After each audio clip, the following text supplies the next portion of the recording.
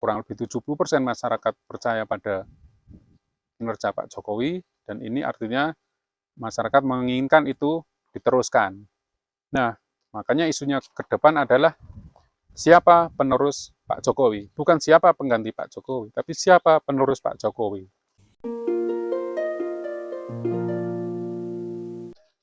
Ketemu lagi dengan saya, Stanley Sutrisno, di Stanley Sutrisno Channel. Pemirsa, sebenarnya dengan Pilpres 2024, dan di partai-partai maupun koalisi-koalisi akan mencalonkan calon presidennya, pasangan capres cawapresnya. Nah, ini saya punya analisis terkait dengan capres khususnya, yang saya kaitkan dengan analisis bibit, bobot, bebet. Ya, jadi kalau orang Jawa itu kalau mau cari pasangan, itu kan biasanya memperhatikan bibit, bobot, dan bebetnya. Nah, begitu juga dalam hal capres ini, tentunya kita harus memperhatikan bibit, bobot, dan bebet calon presiden itu, supaya nantinya kita tidak keliru ya memilih presiden. Oke, sebelum dari itu inilah analisis bibit, bobot, dan bebet untuk calon presiden 2024. Mungkin ini bisa jadi masukan untuk partai-partai maupun para pendukung calon presiden maupun koalisi-koalisi yang akan mencalonkan calon presidennya. Landasan dari opini saya ini adalah hasil survei mengenai kepuasan masyarakat terhadap pemerintahan Presiden Jokowi. Yang pertama itu, apa landasannya itu, kenapa berlandaskan itu, karena untuk periode kepemimpinan yang akan datang itu, apakah sebaiknya kita melanjutkan program-program Bapak Jokowi atau mengganti dengan program-program yang baru. Hasil survei dari lembaga-lembaga yang terpercaya dan independen adalah kurang lebih 70% masyarakat Indonesia itu puas dengan kinerja Presiden Jokowi. Nah, maka isunya nantinya adalah siapa penerus Presiden Jokowi, bukan siapa pengganti Presiden Jokowi. Nah, karena presiden berikutnya harus meneruskan program-program yang sudah dijalankan oleh Presiden Jokowi. Ya, karena kurang lebih 70% masyarakat kita puas dengan kinerja Jokowi. Dari sini saya mengidentifikasi 10 kriteria untuk calon presiden 2024 untuk penerus Presiden Jokowi. Sekali lagi, kita melihatnya dari bibit, bobot, dan bebet. Nah, untuk yang pertama, kita mulai dengan bobot dulu, karena ini akan menentukan pembicaraan terkait atau kriteria terkait calon presiden. Kaitannya dengan bobot, yang pertama adalah hasil survei terhadap calon presiden yang ada itu siapa, mengarah ke siapa. Nah, kalau kita lihat survei-survei yang ada sekarang ini kan, tiga besarnya kan Pak Ganjar, Pak Prabowo, dan Pak Anies Baswedan. Maka semestinya calon presiden ke depan adalah tiga orang itu, ya kan? Dari sisi bobot itu hasil survei, artinya keinginan masyarakat itu sudah bisa dipetakan di situ. Kedua, bagaimana kinerja? Ya, jadi sekarang kita bicara ketiga orang itu saja. Nah, bagaimana kinerja dari ketiga capres tersebut? Ya, apakah yang pertama, kalau dari hasil survei tadi kan bisa Pak Ganjar, Pak Prabowo, dan Pak Anies. Nah, bagaimana dengan kinerja Pak Ganjar selama jadi gubernur? Apakah dia bisa mencapai visi misinya? Apakah program-program kerja yang dia canangkan bersama DPRD provinsi bisa terlaksana, tercapai, atau tidak? Nah, apakah kemiskinan bertambah atau berkurang? Apakah pembangunan di Jawa Tengah juga lebih bagus, ada hasilnya, atau sebaliknya? Nah, begitu juga dengan Pak Prabowo. Selama jadi menteri, apakah beliau ini kinerjanya seperti apa? Nah, kalau Pak Prabowo, dilihat Pak Prabowo sampai dengan saat ini masih dipakai oleh Pak Presiden Jokowi, artinya menurut Pak Jokowi juga Pak Prabowo ini kinerjanya masih bisa diterima atau katakanlah bagus menurut Pak Jokowi, seperti itu ya. Itu lebih gampang menilainya. Mungkin juga bisa dilihat dari kinerja Pak Prabowo selama memimpin partai dia. Apakah partainya semakin besar suaranya atau semakin kecil. Nah, kita lihat nanti di sana. Ini bisa jadi kriteria keberhasilan atau kinerja Pak Prabowo juga. Kemudian Pak Anies. Nah, Pak Anies bagaimana? Apakah janji-janji kampanye dia pada saat pemilu Pilgub bisa ditepati atau tidak? Apakah pemanfaatan anggaran bisa efektif, bisa tepat guna atau tidak? Janji kampanyenya kan banyak dan itu sudah banyak diulas oleh analis ya kan, para pengamat kan sudah mengulas itu, baik itu rumah DP 0%, penanganan banjir, termasuk transportasi bagaimana, seperti itu. Nah, kita bisa melihat apakah kemiskinan di Jakarta bertambah atau berkurang, ya kan? Isunya kaitannya dengan pendidikan. Nah, seperti itu. Itu kita bisa lihat. Nanti silakan nanti di kriteria yang kedua ini, apakah kinerjanya ini, mungkin kita bisa urutkan sekarang dari sisi tadi yang pertama hasil survei, urutan pertama siapa, kedua, ketiga siapa. Nah, dari sisi kinerja antara Pak Ganjar, Pak Prabowo, dan Pak Anies, kinerjanya yang nomor satu paling tinggi siapa, kedua siapa, ketiga siapa. Nanti dari situ kita bisa mengurutkan ya siapa yang layak jadi capres. Yang ketiga, seberapa besar atau bagaimana kekuatan pendukung capres ini, ya kan? Mungkin bisa dilihat dari relawannya, berapa besar relawannya yang mendukung capres-capres ini. Mungkin juga seberapa besar kekuatan partainya, itu bisa dilihat di sini. Nah, itu bobot yang ketiga. Ya. Kemudian sekarang dari bibit. Nah, dilihat dari bibit. Bagaimana latar belakang keluarga, orang tuanya dan sebagainya. Kita bisa melihat Pak Prabowo itu dari siapa, Pak Anies siapa, orang tuanya, latar belakang keluarga dan sebagainya, kemudian Pak Ganjar dan sebagainya. Nah, itu kita bisa lihat apakah mereka memang orang-orang yang punya darah-darah presiden atau darah-darah ini atau tidak. Meskipun tidak berarti orang yang tidak punya daerah biru misalnya katakanlah itu tidak sukses, belum tentu juga kan, karena ini Pak Jokowi nyatanya juga tidak berdarah biru tapi kan berhasil juga kan, nyatanya 70% kurang lebih masyarakat puas dan dia bisa 2 kali menjabat seperti itu. Nah, nanti dari sini, dari sisi latar belakang keluarga ini siapa yang urutan pertama, kedua, dan ketiga ini silakan Anda menetapkan. Kemudian masa lalunya, masa lalu dari capres-capres ini gimana? Apakah mereka orang-orang yang terlibat dengan organisasi-organisasi yang mungkin terlarang atau terlibat dengan pemerintahan yang kurang demokratis misalnya, atau masa lalunya termasuk apakah dia terlibat korupsi atau tidak.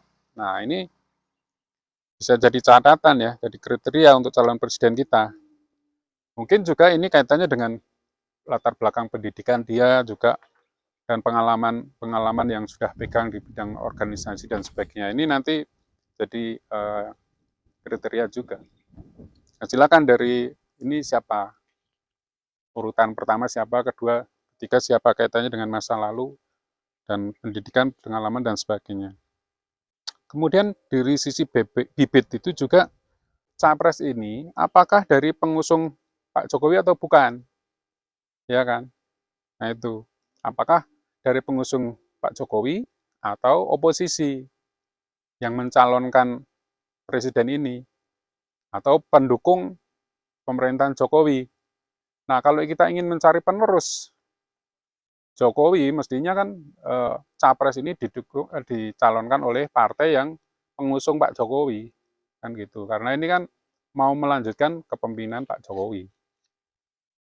Gitu. Nah, kita tahu sendiri ya, nanti Pak Ganjar itu kira-kira dicalonkan oleh partai apa? Apakah PDIP atau pendukung PDIP atau justru oposisi? Nah, ini nanti akan mempengaruhi. Ya, kalau Pak Prabowo kan jelas ya kan, dia dari Gerindra, dan Gerindra itu kan selama ini pendukung pemerintah Jokowi. Nah, dan selama sekarang ini kan Pak Prabowo juga sudah lalu memuji-muji Pak Jokowi. Nah, apakah itu artinya itu pendukung murni atau memuji-mujinya itu ada tujuan tertentu karena tahu Pak Jokowi orang Solo, ya, orang Jawa, filsafatnya itu kalau orang Jawa di pangku mati gitu kan. Nah, ini dia dipuji-puji supaya Pak Jokowi mendukung Pak Prabowo atau bagaimana kita nggak tahu kan. Nah, tapi yang jelas kalau lihat dari bibit ini berarti kita melihat partai pengusungnya, ya kan? Apakah partai pengusungnya itu partai pemerintah yang kemarin mengusung Pak Jokowi, atau pendukung Jokowi atau oposisi? Nah, harusnya dari pendukung Jokowi atau minimal ya partai yang mendukung Pak Jokowi. Gitu. Kemudian yang keempat, nah ini apakah capres ini karena nanti harus meneruskan programnya Pak Jokowi, apakah capres ini direkomendasikan oleh Pak Jokowi? Itu penting sekali, ya kan? Nah, di sini Pak Jokowi juga harus berjiwa besar bahwa nanti orang yang melanjutkan beliau itu harus lebih kuat dari beliau, lebih besar dari beliau. Jangan sampai nanti Pak Jokowi bilang, loh dulu toh dilihat sendiri, dulu waktu saya pegang jaya, setelah saya pengganti, setelah nggak saya pegang, nah, mundur. Nah, jangan sampai seperti itu. Dan saya yakin Pak Jokowi tidak punya sifat seperti itu ya. Jadi ini penting sekali. Apakah capres itu nanti dukung Pak Jokowi atau bahkan direkomendasikan Pak Jokowi atau tidak, itu penting sekali karena ini harus meneruskan program-program beliau. Kriteria berikutnya yang terkait dengan bibit sekarang. Jadi tadi bobot ada 3 kriteria, bibit ada 4 kriteria, dan yang sekarang bibit ada 4 kriteria juga. Kaitan dengan bibit, ini apakah capres penerus Pak Jokowi ini punya visi misi yang sama dengan Pak Jokowi? Setidaknya dia orang ini punya visioner atau tidak? Visioner atau tidak, dan dia mau meneruskan visi misi Pak Jokowi atau tidak? Tuh. Jangan sampai nanti ketika dia di presiden tidak lagi mau melanjutkan kepemimpinan program-program Pak Jokowi, bahkan mungkin diganti sehingga berhenti di tengah jalan, kan repot itu. Ya, karena visi Pak Jokowi kan visi 2045 kan sudah jelas. Ya, dan itu strategi dan program-program untuk mengarah ke visi 2045 Pak Jokowi kan sudah jelas itu. Nah, dengan demikian harusnya nanti capres yang diusung oleh partai atau koalisi itu yang visinya sesuai dengan visi Pak Jokowi, terutama untuk visi 2045. Nah, dan orangnya harusnya memang punya visi, tidak melaksanakan sesuatu program itu karena sifatnya reaktif atau semacam pemadam kebakaran aja, harusnya nggak seperti itu. Nah, dari 3 capres ini, yang menurut survei selalu teratas antara Pak Ganjar, Pak Prabowo, dan Pak Anies ini, siapa yang visi misinya sejalan dengan Pak Jokowi? Nah, apakah Pak Ganjar, Pak Prabowo, atau Pak Anies? Nah, kita bisa lihat selama mereka menjabat jadi gubernur maupun jadi menteri. Apakah selama jadi gubernur melanjutkan program-program Pak Jokowi atau tidak? Ya kan, kita tahulah itu antara Pak Ganjar seperti apa, Pak Anies seperti apa terhadap program-program Pak Jokowi. Terutama Pak Anies kan kelihatan nanti. Karena sebelumnya kan Pak Jokowi sudah pegang Jakarta. Nah, dilanjutkan oleh Pak Anies atau tidak, kan kelihatan langsung. Nah, kalau Pak Ganjar kan kebetulan dia sebelumnya nggak pegang di Jakarta. Tapi paling tidak itu satu visi atau tidak bisa kita lihat. Nah, kaitannya dengan Pak Prabowo ya, selama jadi menteri, apakah dia satu visi dengan Pak Jokowi atau tidak? Nah, kalau tidak satu visi, pasti sudah dikeluarkan dari kabinet kan. Yang kedua itu meneruskan atau mengganti program pejabat sebelumnya. Kesinambungan dengan program-program Pak Jokowi atau tidak, itu yang kedua. Yang ketiga, ini apakah capres yang mau dicalonkan oleh partai atau koalisi ini orang yang nasionalis atau tidak? Karena kita tahu Pak Jokowi itu kan orang yang nasionalis. Sehingga mestinya kalau ini orang capres ini harus melanjutkan kinerja Pak Jokowi, program-program Pak Jokowi harusnya yang nasionalis juga gitu. Nah, kita bisa lihat nanti apakah Pak Ganjar, Pak Prabowo, dan juga Pak Anies itu nasionalis. Nah, Anda tentu tahu sendirilah, ya. Oke, yang terakhir penampilan atau performance dari tutur kata, gestur, dan sebagainya. Apakah orangnya itu jujur atau pembohong, ya?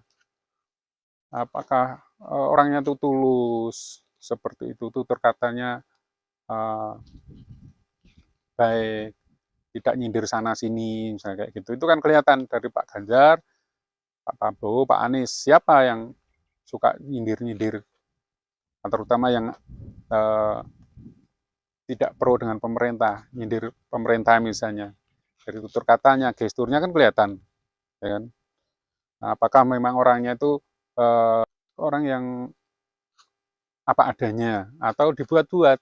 Ini kaitan dengan performance dalam arti penampilan, gestur, tutur kata, kesederhanaannya, apakah dia itu jauh dari rakyat atau terdengar dengan rakyat, dan itu tulus, ikhlas, atau dibuat-buat, kan kelihatan.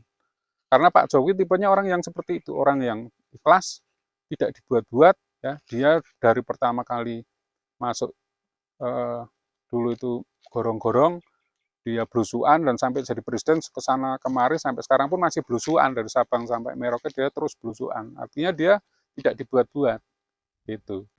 Satu lagi tambahan untuk yang visioner. Jadi Pak Jokowi itu orang yang visioner. Dulu pada waktu pertama kali jabat presiden dia bilang kita ini bangsa yang besar, tidak tidak boleh kalah dengan negara yang lain dan kita harus menyejarkan diri dengan yang bangsa yang besar. Makanya kalau kita ketemu dengan pejabat-pejabat